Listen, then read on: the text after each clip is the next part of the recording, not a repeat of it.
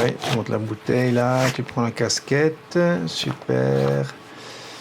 Tu la mets tranquille comme si de rien n'était, quoi, que tu étais prêt à partir. Tu tournes sur toi-même, nickel, très bien, ok, super. Brave gaillard. Salut tout le monde, bienvenue sur Grandeur Nature. Aujourd'hui, un retour d'expérience sur la liste matérielle et ce que j'ai utilisé lors d'une tentative de grande traversée des Alpes.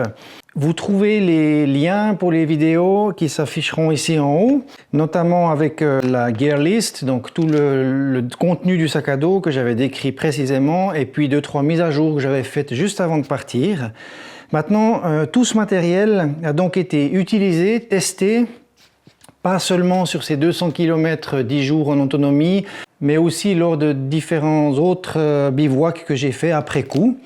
Donc je peux vraiment maintenant faire un retour d'expérience sur la totalité de ce que j'ai utilisé. Il y a des choses qui ont marché, d'autres moins, mais tout ça on va le décrire maintenant un petit peu. Ce sac est donc chargé exactement comme je l'ai utilisé lors des randonnées. Et puis on va voir un petit peu, non pas vraiment l'organisation, là ce sera une autre vidéo où j'expliquerai vraiment comment je charge mon sac, comment je répartis les poids à l'intérieur. Alors déjà, sur ce que je portais, cette casquette, la Outdoor Research, qui est vraiment bien parce que le devant se plie ici. Ça veut dire qu'on peut vraiment la faire toute petite, la mettre dans une pochette. Tip top, rien à redire, c'est juste une casquette, hein, mais la visière se plie en deux, donc c'est assez intéressant. Ensuite, j'avais une chemise. Vous trouvez donc chaque élément décrit dans les vidéos de liste en fait, du contenu du sac à dos. En fait, j'ai exclusivement randonné avec cette chemise. Ça a plein d'avantages pour moi. Donc c'est une chemise polyester, un mélange polyester-nylon, ça sèche super rapidement, ça respire vraiment bien, c'est léger, elle protège aussi des UV avec un 50+. Donc il y a un avantage, quand vraiment ça tapait très fort, je mettais les manches longues en fait. Alors on a l'impression qu'on va avoir trop chaud comme ça, mais finalement en fait si on transpire un tout petit peu dessous, ça ventile, on a un peu d'air frais, enfin voilà, j'ai pas eu plus chaud les manches retroussées ou pas, au contraire, parce que la peau est un peu protégée. Donc c'est très avantageux. Ce que j'ai beaucoup aimé aussi avec cette chemise, c'est le col. Le fait qu'il y ait un col, j'avais aucune agression avec les bretelles. Ça veut dire qu'on a un tissu qui remonte un peu ici. Ça protège aussi donc des frottements. Et j'ai vraiment trouvé ça chouette. Parce que parfois, quand vraiment la chemise était trop sale, que je l'ai lavée, je la faisais sécher, je mettais mon t-shirt et puis je sentais la différence où on a quand même plus de points d'appui ici, de friction avec le sel, la transpiration, la saleté, enfin etc.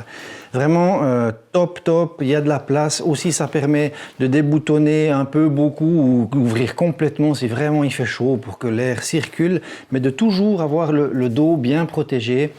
Enfin, c'était vraiment top. Donc là, j'ai rien à redire là-dessus. Je suis très content de cette chemise.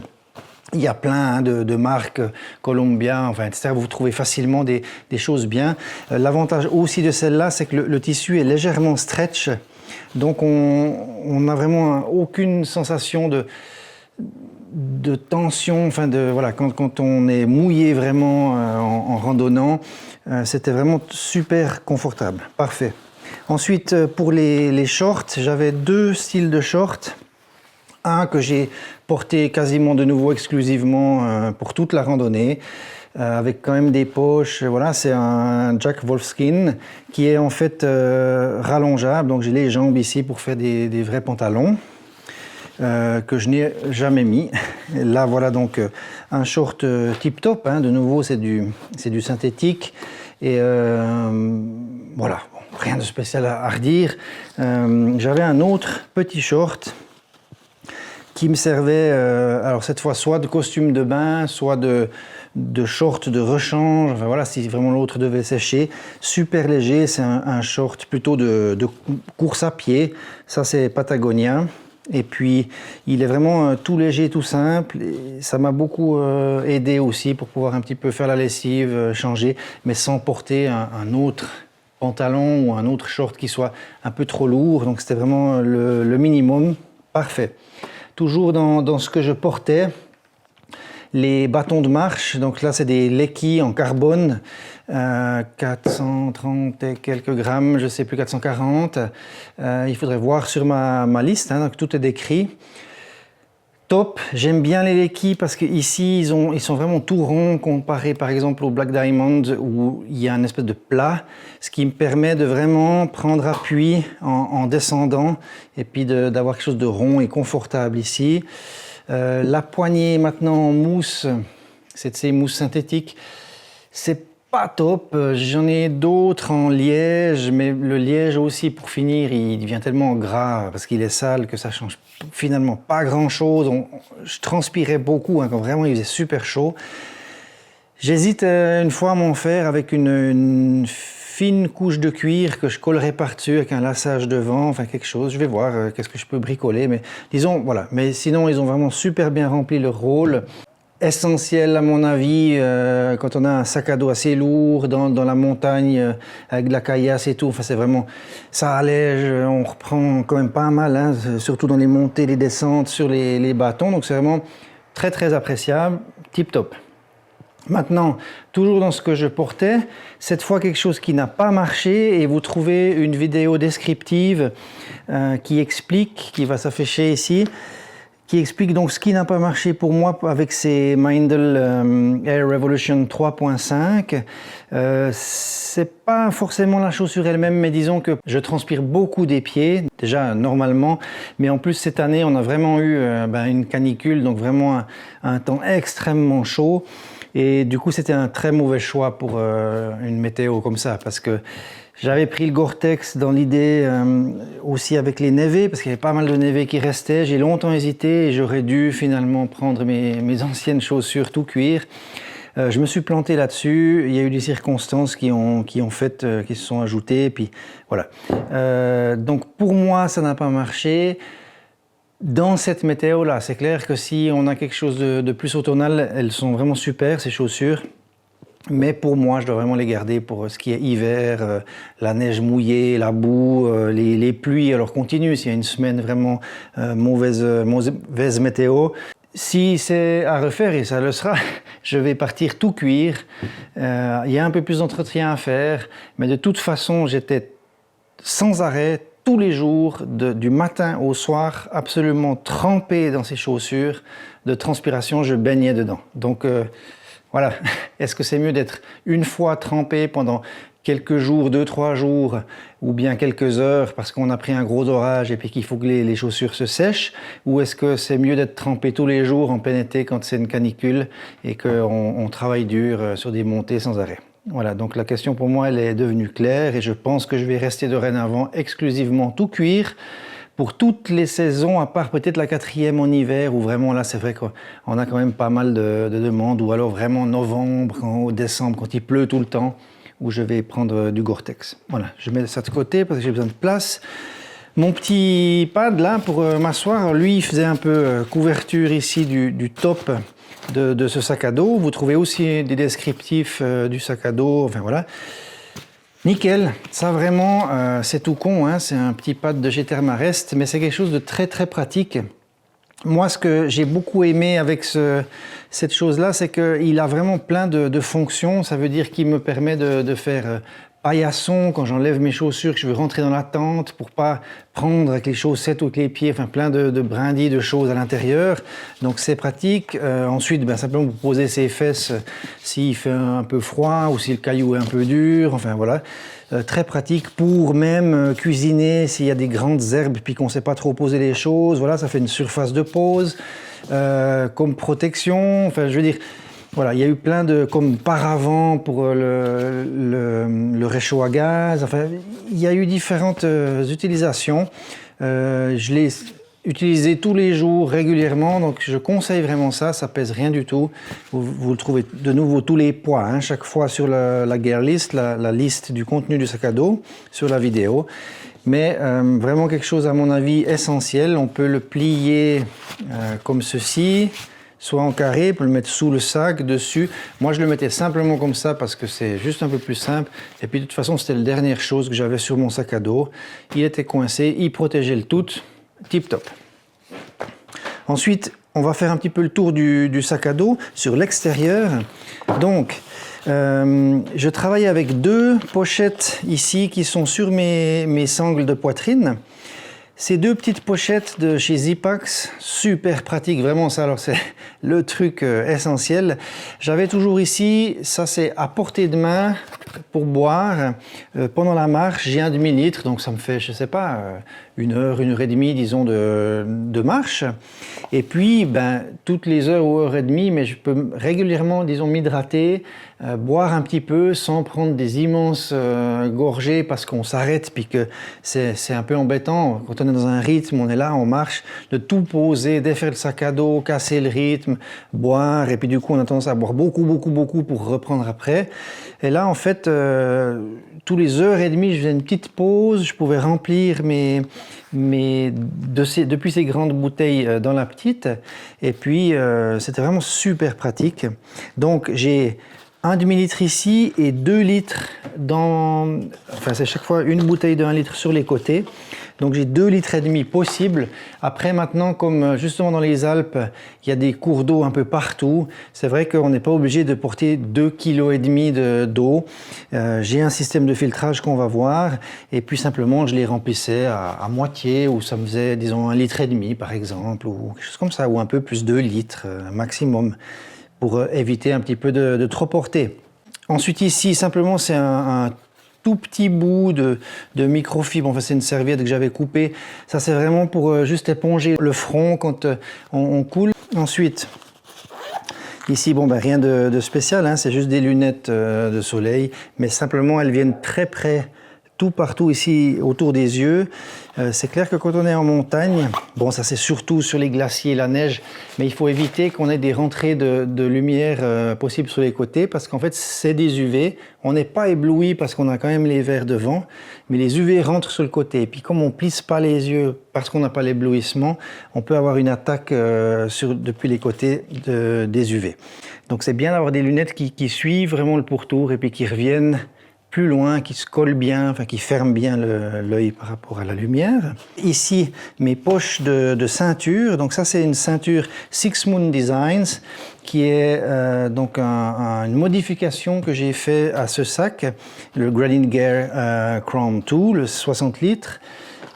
J'ai fait cette modification, la ceinture c'est le top, donc vraiment cette modification que j'ai fait là, je l'ai testée à fond. Confort total, le portage du cou est vraiment extraordinaire, ça veut dire que je peux passer mes mains quasiment là-dessous, c'est mes hanches qui prennent, je dirais facilement le 70% du poids du sac, et moi j'en ai besoin, toujours pour une histoire de hernie discale, ça veut dire que c'est pas ma colonne qui va être tassée avec le poids sur les épaules. Aussi, j'aime bien avoir les épaules libres dans la marche et le travail avec les bâtons. Donc c'était vraiment le top. Ça c'est bingo, ça a marché super bien. Dans ces grandes poches, j'ai ma boussole. Ici, c'est le stick pick avec un portable pour simplement mettre sur un bâton de marche quand je fais c'est pas vraiment l'idée des selfies, mais c'est juste des explications ou des revues, qu'on appelle des selfies aussi, mais en vidéo. J'ai pas beaucoup utilisé, finalement. Je l'ai pris quelques fois parce qu'en fait, je tenais à la main pour faire les vidéos où je parle. Un baume pour les lèvres, plutôt d'altitude de protection des UV. Un petit Opinel numéro 6, j'ai encore enlevé du bois ici sur la fin. Il fait 26 grammes. Et puis 2 épingles de nourrice de sécurité pour les nourrissons. Donc on doit vraiment tirer d'abord la sécu pour pouvoir enlever. Et ça c'était pas mal, par exemple quand j'ai des chaussettes pour les mettre sur l'extérieur. Des fois on les passe juste sur une sangle, mais pour éviter de les perdre, d'être sûr, je mets juste ça, une sécurité. Et puis ça pèse vraiment rien, mais on est sûr qu'on perd pas notre t-shirt ou comme ça. Juste un point, on peut le passer comme on veut, mais si jamais il tombe, au moins il pendouille derrière le sac. Donc pas grand chose là-dedans. Il y avait parfois, alors c'est clair, une ou 2 barres de céréales, des choses à manger ici. Et puis sur celle de droite, rien d'autre que mon téléphone portable.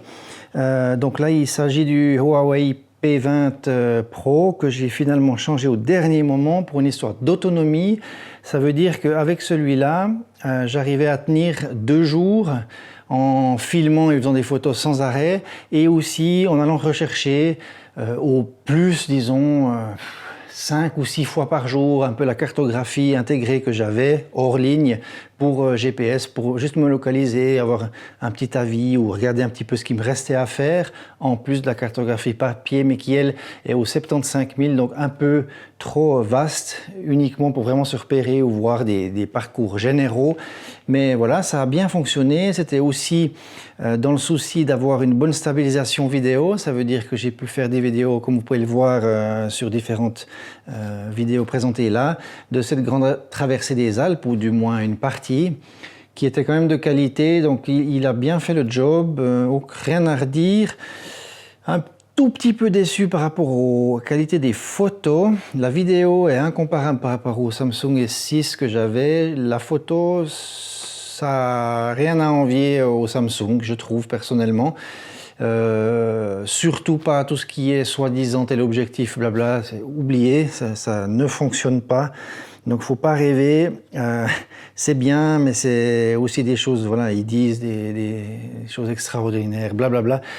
Ça fait des bonnes photos, globalement, c'est bien meilleur par contre dans la pénombre, hein, quand ça manque de luminosité, là c'était excellent. Des très jolies photos noir-blanc, d'excellentes vidéos et une très bonne stabilisation, hein, donc je prenais vraiment comme ça, à la main, sans bâton, sans stabilisateur. C'est comme ça que je faisais mes vidéos, avec en plus l'objectif de vidéo de la face qui est moins bon que celui de l'arrière. Mais voilà, j'ai trouvé que ça jouait bien, donc pas de problème. C'était quand même un gros investissement, mais qui a valu la peine, surtout pour l'autonomie et puis les 128 gigas qui me permettaient aussi de stocker pas mal. On verra après avec 2-3 modifications, enfin 2-3 ajouts pour la mémoire. Ici, donc, on a dit l'eau. Maintenant, là, j'ai mes sandales, donc une... l'Xero, c'est toujours sur le listing, je les mettais à l'extérieur. Nickel, je pouvais aller dans l'eau, courir, grimper. J'allais même des fois faire des petits tours un petit peu plus haut sur des sommets une fois que j'avais planté la tente. C'était parfait. Ici, dans la même poche, attachée ma spork, donc ma cuillère de nourriture, simplement parce que comme elle est longue, à l'intérieur, ça me gênait. Là, c'est beaucoup plus simple. J'ai une sécurité avec ce fil. Je la mets simplement ici. Ça va très très bien. Donc une bouteille d'1 litre. Ici, dans la même idée, avec une attache sécurité, ma petite thrower, donc c'est une pelle, la pelle à caca comme je l'appelle, simplement pour pouvoir creuser et puis ne pas laisser de traces, enterrer ses déjections. Et voilà, c'est pas pour ramasser, donc ça veut dire que c'est propre, c'est juste de la terre, hein. Et puis c'est super léger. 12,7 grammes, donc ça vaut la peine d'avoir ce respect-là quand on peut creuser. C'est clair qu'il y a des fois c'est vraiment de la caillasse et c'est trop difficile. Ici sur l'extérieur, dans cette poche en filet élastique, je mets tout ce que j'ai besoin, disons, d'accès direct sans devoir trop fouiller dans le sac. Donc ça comprend la cartographie du moment en tout cas, de la journée ou des quelques jours à venir. Ici c'est juste la cartographie que j'ai découpée tout le long du trajet. Bref, il y a aussi une vidéo qui peut s'afficher ici. J'ai très peu utilisé finalement, de temps en temps, pour plutôt voir à l'avance le soir, pour un peu prévoir, regarder un peu les vallées, tout ça passe sur la cartographie du portable. C'est pas forcément autant vaste et puis du coup on a une meilleure idée. On se fait une meilleure idée sur papier, c'est sympa, mais pour vraiment les choix d'un croisement de chemin ou etc. La cartographie au 25 millième est beaucoup plus précise. Mais surtout, en tout cas pour la grande traversée des Alpes, c'était tellement bien balisé que c'est vraiment très difficile de se tromper, quoi. Des fois on se pose une petite question, mais voilà, vraiment peu. Donc on pourrait y aller sans. Voilà. Donc ensuite en accès direct, j'ai, là j'en ai 2, mais un de réserve, c'est la poubelle en fait pour mes déchets de nourriture. Donc ça c'est très important aussi. Ensuite, ma veste de pluie, donc ça c'est une Hardshell 3 couches de chez Outdoor Research. Rien à redire si ce n'est que je l'ai porté qu'une ou deux fois plutôt comme coupe-vent, mais j'ai eu 2 fois de la pluie, mais sans que ce soit vraiment quelque chose d'alarmant ou de très gros. Donc c'est plutôt sur des randonnées après coup que j'ai pu la tester et puis qu'elle m'a protégé. Tip top, rien à dire, elle est bien, c'est respirant, assez léger, enfin voilà, j'en suis très très content, ça c'est tip top. Maintenant je pourrais aller pour la grande traversée des Alpes encore plus léger, parce qu'il y a tellement eu peu de pluie, c'est vrai qu'on pourrait prendre quelque chose de plus, un peu une veste de trail ou quelque chose comme ça, c'est possible.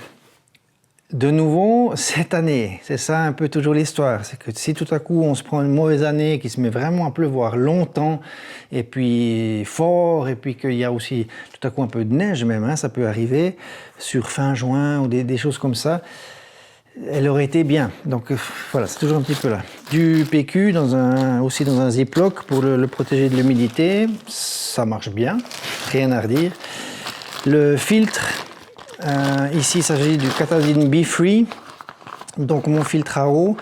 J'en ai parlé de ce filtre dans différentes vidéos hein, qui sont présentées, déjà en revue et puis en plus après sur le terrain, la classe totale. J'ai été super content, c'est solide, j'avais peur de ce truc mou, mais finalement ça va très très bien. Bon, faut pas sauter dessus sur des cailloux, c'est sûr, mais en le mettant là, enfin je le foutais dedans sans trop réfléchir. La vitesse à laquelle on a un litre d'eau, c'est fou, ce qui fait que ça pose pas de soucis, on n'a pas envie de forcément remplir à donf les bouteilles. S'arrêter pour prendre de l'eau avec ça, c'est vraiment super pratique. Même quand c'est des tout petits filets d'eau, comme le goulot est assez grand, c'était vraiment pratique pour nettoyer. C'est exceptionnel, tu secoues ou alors tu secoues avec l'eau dans la bouteille. Ensuite, tu vides. Vraiment top, la classe. Et moi, c'est sûr que pour le moment, je reste avec celui-là et je ne prendrai pas le Sawyer, ni le mini, ni le grand. Et ensuite, deux choses, un pantalon de pluie et la fourre pour le sac. La fourre pour le sac, j'ai pas à l'utiliser, même s'il a plu un petit peu. Dedans, j'ai un liner, ça veut dire que j'ai un autre sac poubelle, mais c'est plutôt un sac à gravats étanche qui est à l'intérieur. Donc déjà, il y a deux couches. Celle-là, bon, celle-là, elle prend assez facilement l'eau, mais il y a une protection dedans. Cette fourre vraiment qui vient par-dessus le sac, c'est vraiment, il pleut plus fort, puis là, c'est clair, je le mets. Et puis de nouveau, pour des petites pluies, je mets que la veste de pluie, je mets pas mes pantalons. Ça, c'est vraiment s'il y a les grosses trompes d'eau. Donc, je peux pas vraiment faire un retour d'expérience sur ce pantalon. C'est le Outdoor Research Helium. Voilà, je l'ai testé sur d'autres pluies. Bon, rien de spécial à dire, si ce n'est que c'est pas du hardshell 3 couches, Gore-Tex ou autre membrane respirante. C'est pas très respirant, ça. Donc, c'est vraiment quand il flotte qu'il faut mettre ça. Sinon, ça vaut pas vraiment la peine. Parce que dans l'effort, on va vite être mouillé aussi dessous. C'est toujours un petit peu le problème. Voilà, donc rien de spécial à dire, là c'est vide. Ensuite, là on n'a rien d'autre, c'est bon. Ensuite, l'intérieur. Donc c'est un roll top closure, donc on ferme le sac à dos en roulant, ce qui le rend étanche. Donc c'est très pratique. Donc on a aussi de la place hein, si on voulait. Maintenant ici dedans j'ai le sac à nourriture. Je l'ai laissé vide avec de l'air un peu dedans.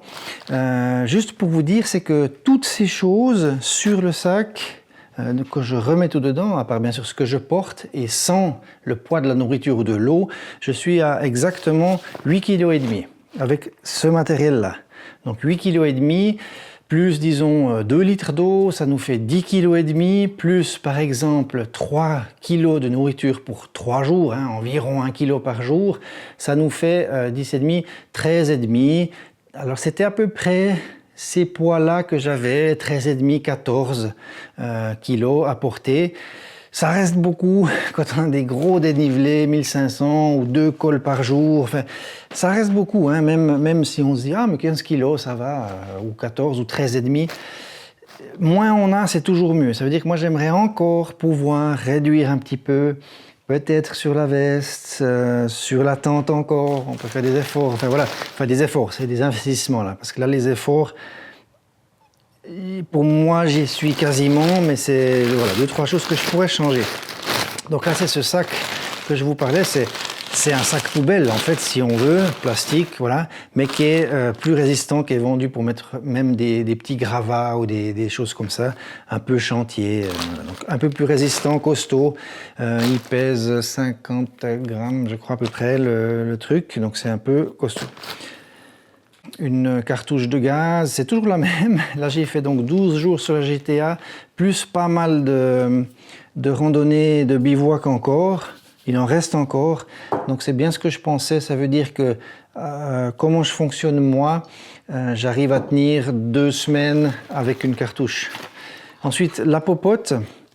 Alors là, retour d'expérience, top, mais j'ai vu un petit peu grand, je l'avoue, c'est clair. Ça, c'est une 1,1 litre. Donc l'avantage de celle-là, c'était pour moi qu'on a ici la possibilité de faire une poêle. Et puis, finalement, il s'avérait que j'ai pas du tout utilisé ça. Pourquoi? C'est en été, ça veut dire que soit j'avais des lyophilisés, donc j'avais juste besoin de chauffer de 400 ml à 500 ml, donc maximum un demi-litre pour faire mon repas lyophilisé, c'est tout. Et puis, peut-être encore un petit peu pour par exemple un café, donc je faisais tout d'un coup, ça me fait 3 minutes, hop, l'eau elle est prête, je verse et puis ensuite je m'en occupe plus. Ça veut dire que j'ai plus besoin d'utiliser déjà le gaz, d'où le fait que je puisse tenir, disons, 2 semaines environ avec une cartouche. Mais surtout, j'avais pas forcément besoin autant de contenance. Parce que si j'ai pas de repas lyophilisé, je vais plutôt acheter quelque chose, pain, fromage, hop, et puis on mange froid ou du taboulé. Ça veut dire que je mettais là-dedans un peu de taboulé, de l'eau, puis je laissais juste gonfler, et puis je mettais un petit peu des olives ou du thon dedans, voilà, des choses toutes simples. Mais on n'a pas vraiment besoin de ça. Et puis si vraiment j'ai envie de faire des œufs, etc., j'ai qu'à le faire au fond de la casserole. J'ai pas forcément besoin autant de litrage. Peut-être pour 2 personnes c'est bien. Et puis pas forcément besoin de cette poêle. Donc je pense opter la prochaine fois pour toujours cette Toaks, mais j'ai une plus petite cette fois en 750 qui devient petite vraiment, mais juste ce qu'il faut. Enfin voilà. Ce que j'ai fabriqué là, ce truc pour garder au chaud, c'est top parce qu'une fois qu'on a le chaud à l'intérieur, des choses comme ça, on peut le mettre sur les genoux pour manger, sur le matelas sans risque de faire fondre quelque chose avec le fond qui serait encore chaud. Donc c'était vraiment chouette, parfait. Pour ça, c'était tip-top.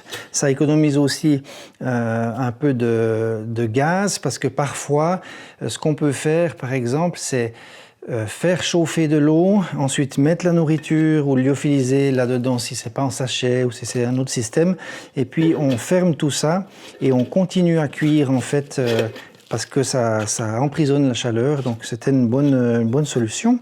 Dedans, tout est dedans, hein, ma tasse. Donc on peut ou veut pas, ça dépend, mais on peut ne pas prendre une tasse comme ça. Mais moi j'aimais bien quand même un bon godet pour un bon café. Parfois, je ne l'ai pas fait tout le temps. Ça c'est le petit chapeau qui vient en fait fermer après ici, hein, pour toujours la chaleur. Et puis un briquet, l'étoupe, ça vraiment je recommande, hein, c'est une étoupe en inox pour pouvoir simplement laver, hein, si on n'a pas avoir quelque chose en éponge comme ça qui pue, qui reste humide, voilà, là on secoue et puis c'est propre. Et puis le réchaud, Pocket Rocket numéro 2, top classe, léger, pratique, enfin voilà, rien à redire sur ce point-là, tout était dedans. Ça, je le mets là pour comme ça fait pas bim bam dedans à chaque fois qu'on bouge. Et puis voilà, tout ça dans son petit filet, tip top, mais peut faire mieux. On peut faire plus léger et plus petit. Plus petit, c'est pas vraiment le problème, mais plus léger, c'est jamais mauvais. Ensuite, qu'est-ce qu'on a? L'électronique, petit sac, tip top. Ça, c'est un See to Summit. Le litrage, c'est un 2 litres. C'est le nano, hein, Ultrasil Nano, donc le plus léger possible. J'avais dedans la batterie Anker, superbe. Alors comme je tenais environ 2 jours en filmant et en regardant de temps en temps le GPS, ça me permettait de le recharger 2 fois, celui-là. Donc ça me faisait, 2, 4, disons 5 jours, pour être honnête. Après 5 jours, je commençais à presque arriver au bout. Voilà. Mais c'est pratique parce que 5 jours, on arrive à trouver un petit moment pour le recharger, pas forcément complètement, parce que c'est clair que ça prend 3h30 pour une charge complète, mais rien qu'un petit moment dans un refuge ou comme ça, tip top. Donc Anker, la 10 000, superbe, quick charge, donc c'est vraiment extra. La Petzl Bindi, top classe. Depuis la grande traversée des Alpes, je l'ai rechargé une fois après, mais pendant la grande traversée, disons les 200 km, j'ai même pas eu à la recharger. Elle a une fonction aussi lampe rouge économique quand on est dans la tente. Alors je mettais ça parce que juste pour voir ce qu'on fait, ça suffit amplement. Voilà, rien à redire, magnifique. Donc elle se recharge aussi par USB avec la batterie. Ensuite, un chargeur mural avec 2 ports, toujours de chez Anker, avec Quick Charge aussi. C'est pratique, ça permet de charger à la fois la batterie ou le portable et ou la Petzl. Enfin voilà. Des câbles, voilà, rien de spécial, écouteurs, je n'ai presque pas utilisé, pas le temps d'écouter de la musique, machin. Enfin, voilà, j'aimais la nature, le silence, juste ça. Et puis ici, c'est mini clé micro USB avec 128 Go de chez SanDisk. Donc c'est quand même pratique, ça faisait 256 Go possibles de vidéos pour vous servir, messieurs, dames, pour faire des revues. Donc ça me permettait de décharger simplement le portable de temps en temps. Je l'ai fait une fois et ça suffisait. Donc tout ça dans le petit sac imperméable. Ensuite, ici, sur le dessus, c'est la pharmacie. Pharmacie et trousse de toilette, donc c'est un petit peu un mélange là, mais j'ai un grand Ziploc. Ensuite, j'ai un kit ici qui est plutôt réparation, ça veut dire les pads pour mon matelas gonflable, un petit peu de duct tape, donc on va dire de Scotch MacGyver, mais un peu plus costaud résistant, une aiguille dedans pour les réparations du fil dentaire, du fil de lin poissé pour faire des coutures un peu plus fortes. Si c'est par exemple une sangle qui se déchire, je peux réparer. Voilà, rien de spécial d'autre. Et puis ensuite, ici dans la pharmacie, de nouveau, c'est clair que je pourrais juste dire une pharmacie, mais maintenant, qu'est-ce qui a marché, qu'est-ce qui n'a pas marché? Alors, j'avais avec moi des antidouleurs et des anti-inflammatoires. Ils ont été assez utiles quand j'ai eu mon souci de cloque, notamment les antidouleurs, pour me permettre d'avancer quand même, parce que j'ai dû faire pas mal encore de marche, même avec des pieds dans un état effroyable. Donc ça m'a quand même pas mal aidé d'avoir 2-3 choses. Et puis ce que j'ai le plus utilisé en fait, c'est simplement des pansements larges. J'ai des bandes comme ça que je découpe un peu sur mesure pour pouvoir me protéger la cloque, mettre de la crème cicatrisante entre le sparadrap en plus et ça. Puis ensuite fermer le tout avec simplement du scotch médical qui est ici. Donc ça, c'est vraiment la trousse pharmacie qui est encore fermée. Voilà, donc j'avais des bandes comme ça, simplement de sparadrap, du scotch médical simple, tissu blanc fort, et puis je faisais le tour, comme ça scellait le tout, et ça m'a vraiment super bien protégé. J'ai très peu utilisé, je ne suis pas sûr que j'en reprendrai des petits comme ça, emballés. Voilà. On arrive plutôt avec ceux qu'on peut couper. Ce qu'on peut vraiment faire sur mesure, parce que sinon ça ne joue jamais, puis on n'en a pas assez, parce qu'il en faudrait plusieurs. Enfin bref, voilà. J'ai un tout petit peu de gaz, ça a été pratique aussi en l'imbibant vraiment de bétadine, etc. pour nettoyer, parce que j'avais les pieds dans un état, voilà. Et puis du cicatril, très très bon pour les cloques ouvertes, pour pouvoir aider, enfin voilà. Ça c'était parfait, rien de spécial à dire. Un tout petit, alors si je devais dire, ce que j'ai le plus apprécié dans toute ma randonnée, c'est peut-être ce petit ustensile. un mini couteau suisse, mais surtout parce que c'est pas vraiment pour la lame puisque j'ai le petit opinel, mais pour ceci, ces ciseaux-là, pour découper les pansements et même la peau des cloques quand vraiment tout avait explosé, ça m'a sauvé la vie, ce petit ciseau. C'était vraiment le top class, il est solide, il tranche bien, enfin, c'est vraiment pratique, avec aussi cure-dents et Bruxelles. C'est toujours utile, enfin vraiment ça c'est top, top, top, top, et ça pèse vraiment rien, il est minuscule hein, celui-là.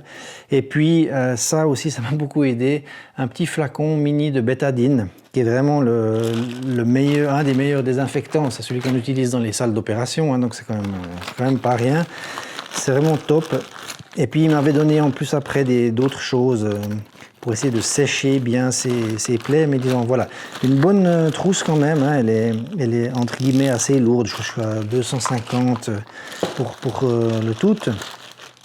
Ensuite, un peu de crème, c'est simplement de la crème solaire 50+, de la crème pour les gamins.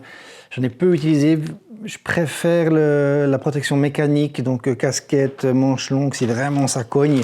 Et puis j'en mettais surtout sur le dessus des mains ici, parce que c'est vrai qu'avec les bâtons de marche, c'est bien quand même d'en avoir. Le baume pour les lèvres. Ici, j'ai un petit pot, pas rempli complètement, il y en a un petit peu, mais de baume du tigre. Ça peut être aussi bien pour des tendinites, pour un peu voilà, aider deux, trois soucis.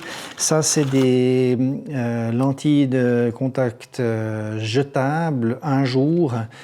C'est pas mal parce que ça évite d'avoir les produits à prendre. C'est beaucoup plus cher, mais c'est un investissement qui, personnellement, pour moi, m'a beaucoup aidé parce que avoir encore des bouteilles de liquide, faire tremper, machin, enfin voilà, c'est un peu compliqué, donc ça c'est vraiment top, top, top. Encore un peu de bande sparadrap pour fixer, et puis simplement ici, brosse à dents dentifrice dans un petit ziploc. Voilà, rien de spécial, sinon à redire. Tout ça ensemble, ça fait la trousse d'une partie de la trousse de toilette et la trousse médicale. Environ 300 grammes, le tout, je pense. On continue avec la toilette. Ça, c'est une serviette en microfibre plate que j'ai cousue sur elle-même pour faire un gant de toilette. Top, nickel, parce que ça permet de se nettoyer, de le mettre, voilà. Et puis, c'est surtout mieux quand c'est vraiment froid, les lacs de montagne, les choses comme ça, je pouvais, avec ceci, mon évier, si tout se mit, prendre l'eau dans les cours d'eau ou dans le lac de montagne. Ça me fait 10 litres. On le voit aussi sur une des vidéos quand je l'utilise. Et puis pour suivre cette politique, ou cette éthique plutôt, de ne pas laisser de traces et tout, on se lave et on fait la vaisselle, ou etc., loin des cours d'eau, à 100 mètres en tout cas. Donc hop, je vais chercher ma flotte comme ça, et puis je peux faire ma vaisselle, faire ma toilette, et puis après vider dans l'herbe. Puis avant que l'eau reparte dans les cours d'eau, elle est filtrée par la terre, donc vraiment c'est pour pas laisser de traces. Donc ça c'était génial, et il pèse... donc je vous le recommande, c'est 45 grammes. C'est la version Ultrasil, de nouveau, c'est le 10 litres, parce qu'il y en a une autre qui est plus lourde, mais top, vraiment top classe, et je le plus que recommande. Voilà, ensuite ici j'ai une petite boîte avec mon savon d'Alep, simplement pour ne pas en foutre partout. C'est un petit peu plus lourd bien sûr que de l'avoir dans un ziploc, mais bon, ça vaut la peine parce que c'est un peu crade, sinon ça colle et tout. Et que là ça le permet un petit peu de le sécher, puis j'ai jamais eu de souci avec ça, tip top. Et puis ici, c'est mon linge, donc vous voyez c'est assez petit et c'est largement suffisant. Parce qu'en fait, on s'essuie comme ça le corps, et puis après, ça c'est humide, mais on n'arrive même pas vraiment à sortir beaucoup d'eau. Et puis ça, toujours, je le mets sur l'extérieur pour sécher. Donc ici, il y a une pression.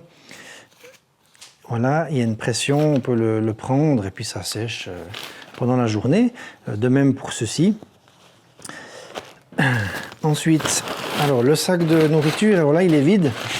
Ça, c'est le Bear Bag de Zipax. Donc, c'est fait en Dyneema, en Cuban Fiber. Donc, c'est étanche. On peut le suspendre dans les arbres pour les souris ou compagnie. Donc, c'est très pratique. Rien à redire. C'est costaud. On peut charger dedans. Mon tapis de sol en Tyvek, de nouveau, il y a aussi une vidéo, enfin toutes les vidéos, je ne pourrais pas toutes les mettre ici parce qu'ils en autorisent que 5, mais dans la description en bas, dans les commentaires, vous ouvrez, voir plus, vous avez toutes les vidéos de revue de ces différentes choses, en tout cas celles que j'ai faites déjà. Parfait, c'est toujours le même, hein. Je l'ai utilisé en plus après encore sur des bivouacs, il n'y a aucun trou, rien du tout. Donc, et j'ai dormi sur des lits de cailloux, mais même de gros des fois. Enfin voilà, ça a super bien protégé ma tente, le fond de la tente, rien à redire. Maintenant, c'est clair qu'avec la rosée, par capillarité, ça peut un petit peu remonter, c'est pas étanche complètement, mais ça limite bien les remontées d'eau déjà, mais surtout ça protège des abrasions du sol. Donc c'est vraiment, ça a super bien fonctionné. Je recommande aussi. Maintenant, ici, le sac commence un petit peu à se déstructurer.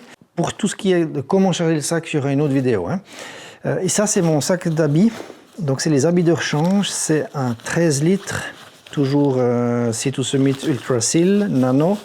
Donc là-dedans, j'ai les habits de rechange. Donc j'ai un t-shirt Merino de rechange, fin, rien à dire, ça c'est de chez Merino Power, tip top. Ensuite, une polaire, il s'agit de la Mammut Aconcagua Pro. Voilà, Pro, on ne sait pas vraiment pourquoi, hein, mais peut-être pour le prix. Non, mais il y en a une autre aussi sans capuche. Mais voilà, ce qui était intéressant, c'est qu'elle était avec capuche. Ce qui m'a permis de ne pas prendre avec moi un bonnet, tout simplement, parce que j'avais ça sous la main. Même pour la nuit, c'est cool. Si vraiment tout à coup il fait un peu froid, hop, on peut mettre ça. Rien à redire. Top. Tip top, tip top. Voilà les jambes du pantalon, hein, qui viennent donc sur les shorts que je porte en randonnant chaque fois. Rien de spécial à dire. Ici, un bœuf en mérino. Ça, c'est vraiment top. Je ne l'ai finalement pas utilisé parce que il faisait assez chaud, que j'avais quand même le bonnet si jamais, que voilà, j'ai pas vraiment eu à l'utiliser. Par contre, je l'ai utilisé sans arrêt comme tête d'oreiller en utilisant ce sac-là et en le remplissant avec, dedans il y a les habits de rechange qui y sont, et puis en rajoutant simplement un doudoune en plume, ça me faisait un super coussin avec comme tête d'oreiller ceci. Petite dédicace aux trekkers compulsifs qui diront qu'il n'y a que les tarés qui font ça. Non, je vous adore les gars. Voilà, mais j'en suis revenu à ça, je suis revenu du coussin gonflable, je suis revenu à ça. C'est des histoires de nuque, c'est personnel. Voilà. Un deuxième caleçon Merino de rechange. Et puis ici une paire de liners en Merino pour si vraiment il fait froid ou si je veux faire un changement, enfin voilà. Et puis une deuxième paire un peu plus costaud de chez Darn Tough en Merino 100%. La deuxième est en portée. Ça c'est vraiment pour la marche. Voilà. Rien à redire, tip top, tout ce matériel, ça va bien. Peut-être ce que j'aurais pu laisser, c'était les liners. Maintenant, elles m'ont aidé quand même quand j'ai eu vraiment les cloques parce que j'ai doublé, j'ai mis les liners et les chaussettes de marche pour que le frottement se fasse encore plus, encore moins, disons, sur les cloques avec mon gros pansement. Et puis que, voilà. Par contre, ça devenait un peu épais dans les chaussures, mais bon, voilà, ça m'a aidé, mais on n'aurait pas forcément besoin parce que je suis pas très frileux des pieds, voilà. Ensuite, la tente. Donc j'ai dedans ici le tout, là c'est les arceaux avec les sardines dedans, et puis la toile extérieure et intérieure. Il s'agit de la Big Agnes Fly Creek HVUL2, donc c'est la 2 personnes, ce n'est pas une 2 personnes à part en urgence, mais c'est une personne et demie on va dire. Pour une personne c'est vraiment classe, il y a de la place, enfin c'était vraiment top. Je ferai une revue complète sur cette tente, mais dans une vidéo séparée parce que c'est assez long. J'en suis très content. J'ai eu des gros orages, du vent, des nuits bien fraîches et des fins de journée bien chaudes, etc. Mais disons vraiment top classe. J'en suis très très content. Le tout pèse 1 kg. Mon matelas de sol, alors il s'agit ici du Tamarest Neoair. Ici c'est la version grande, etc. C'est le X-Lite. Je roule comme ça pour éviter de trop faire chaque fois les plis à la même place sur les membranes intérieures et tout, donc ça l'use moins. Et puis au lieu de prendre son petit sac tout petit, je le mets en long, c'est pas un souci, mais là c'est le sac pour pouvoir le gonfler, donc il y a un trou ici, on le met sur la buse et puis on remplit comme ça, on emprisonne l'air et puis on chasse ça dans le sac, donc en 1 minute, il est gonflé à 80%, on finit juste à la bouche, ce qui évite de mettre trop de moisissures et de chenilles là-dedans, même si de toute façon on en a, hein, je vous montrerai ça une fois. Mais surtout, ça permet de ne pas mettre de l'humidité dedans, donc éventuellement d'avoir un problème avec la condensation de froid à l'intérieur. Ça, c'est recommandé, disons. C'est eux qui le recommandent. Et tout au fond... Tout au fond, pour finir, ça c'est un autre sac étanche, bien compressé, avec pas mal de trucs à l'intérieur. Ici, il s'agit toujours un sac Sea to Summit. Cette fois, c'est un 20 litres, le nano, parce qu'il y a des plus lourds, donc ça reste pas trop lourd. Avec ma doudoune en plume, Mountain Hardwear Ghost Whisperer. Elle est tip-top, super légère, juste chose qu'il faut. Enfin voilà, je l'ai mis quand même assez régulièrement. Quand on arrive, on a bien randonné, on est mouillé. C'est quelque chose que j'utilise plutôt sur le campement quand j'arrive, parce que sinon en effort avec une polaire, éventuellement si on a froid, une coupe-vent, donc la hardshell, la veste de pluie qui est sur l'extérieur. C'est pour ça qu'elle est tout au fond du sac. C'est rare que je l'utilise en journée, celle-là.